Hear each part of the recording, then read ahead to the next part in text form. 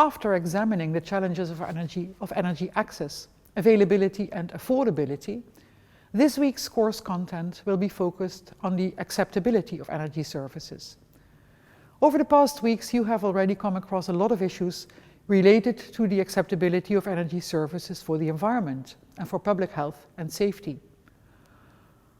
I did not yet mention the perils of firewood collection and the fact that especially women and children are thus exposed to health and especially safety risks. Another clear health and safety risk is caused by, for example, kerosene and diesel lamps. They pose a fire hazard and a health risk, as children may drink the fuel that is often stored in soft drink bottles. We already discussed the health effects of the use of polluting fuels for cooking and heating. But if you have no choice but to cook on an open fire, you have no choice but to inhale the smoke. Especially indoor air pollution causes many premature deaths. In the city of Ulaanbaatar, which is trapped between mountains, the practice of burning poor quality coal in inefficient stoves is also the major cause of persistent heavy smoke in wintertime, which affects all residents of the city. Inefficient coal combustion in old power plants and inefficient fuel combustion in old cars only add to the problem. Acceptability is also at stake with regard to the use of fossil fuels, as we have come to understand that carbon dioxide emissions resulting from fossil fuel combustion result in global warming. Since the Industrial Revolution, when the carbon dioxide concentration in the atmosphere was 300 ppm, the CO2 concentration has been increasing at an accelerating pace. We have now crossed the 400 parts per million line. At the current rate of decarbonization of the energy system, it is highly unlikely that we will succeed in limiting global warming within the 2 degrees range. More likely, we will have to be prepared for more than 2 degrees of global temperature increase. Even as renewable energy resources are rapidly gaining ground, we have to realize that the substantial increase in access to electricity services that was achieved since 2000 has come from fossil fuels, 45% from coal, 19% from natural gas, and 7% from oil.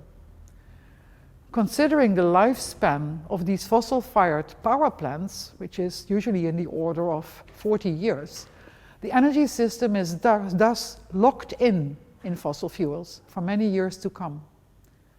By 2030, the International Energy Agency expects renewable energy sources to power over 60% of new access, with off-grid and mini-grid systems providing almost half of that new access.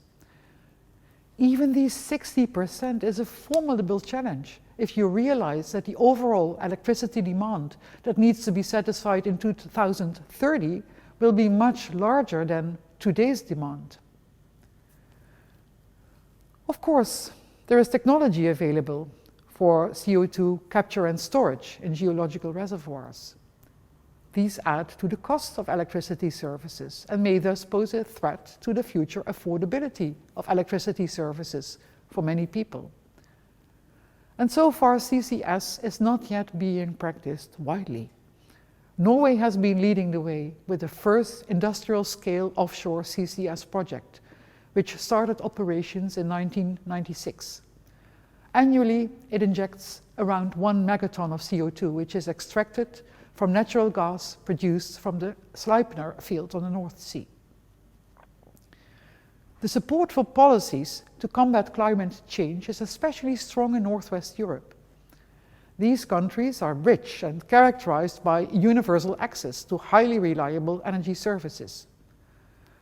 In the Netherlands, an environmental NGO even sued the government for negligence in accomplishing its climate policy ambitions, accusing it of negligence in protecting its citizens from future harm caused by climate change. The court ruled in favor of the NGO and ordered the Dutch government to intensify its efforts so as to reach the democratically agreed climate policy targets for 2020.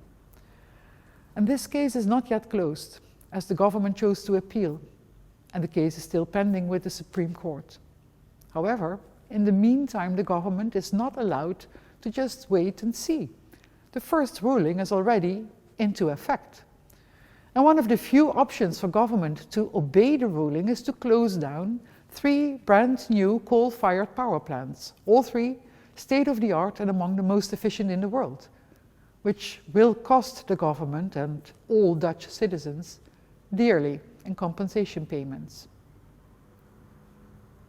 However, in many advanced economies, many people still underestimate the urgency of the need to combat climate change.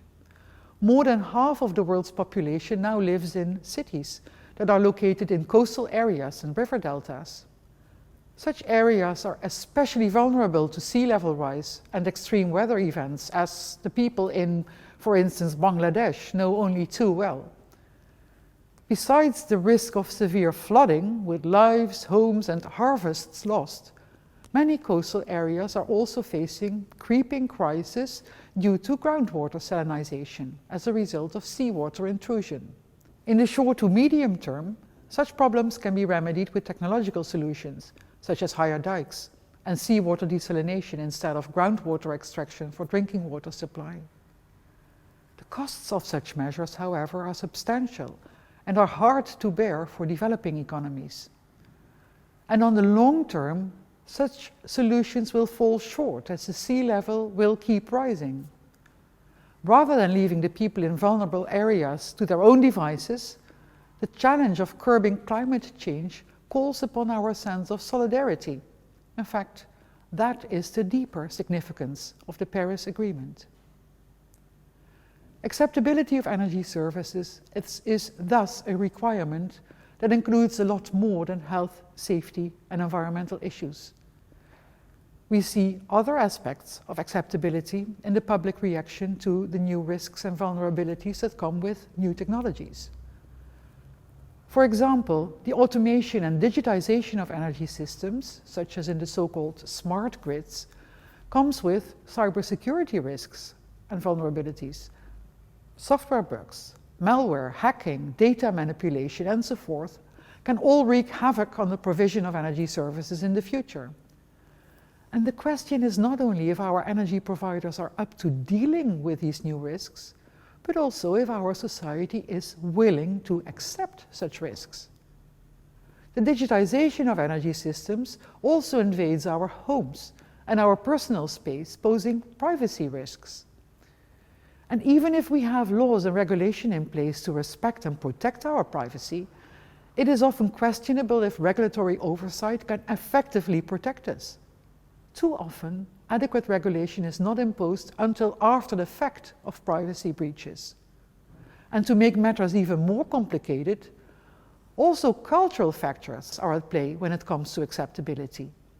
Some cultures care about privacy much more strongly than other cultures. Culture is also manifest in norms, customs, and traditions. In many regions where people have risen out of poverty and can afford clean cooking fuels, the use of biomass is not yet abandoned. Even if they start using clean fuels, many people still use biomass part of the time. This may be caused by a lack of trust in the availability of the clean fuel, but research also reveals that social and cultural factors make people hesitant to abandon the traditional way of cooking. Traditions have long historical roots that cannot simply be erased. In this course week, we will primarily deal with social and ethical aspects of acceptability. We will focus on the concept of energy justice. In the past few weeks, we already scratched the surface of energy justice. When discussing the affordability of energy services, we referred to distributional effects of energy policies.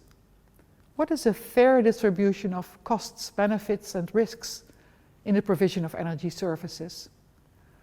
How should the distribution that we find fair and acceptable be implemented in the technical and institutional design of the system? And how should we arrive at a shared opinion of affordability and acceptability? How should the debate and the decision-making process be designed to ensure transparency and outcomes that are considered legitimate and acceptable for all citizens involved. The latter question is especially topical in the Netherlands, where many cities have decided to abandon natural gas as a heating fuel in favor of alternative, preferably renewable sources of heat. That implies a shift from services provided by the national gas infrastructure to decentralized heat service provision, as heat cannot be economically transported over large distances. As the availability and the costs of eligible heat sources differ greatly between locations, the shift towards new heating solutions at the scale of neighborhoods and cities brings many questions pertaining to energy justice. I guess you will be eager now to learn more about the concept of energy justice and about the efforts of energy leaders to make it work in practice. I trust that the speakers in the next videos will answer a lot of your questions. Thank you for watching.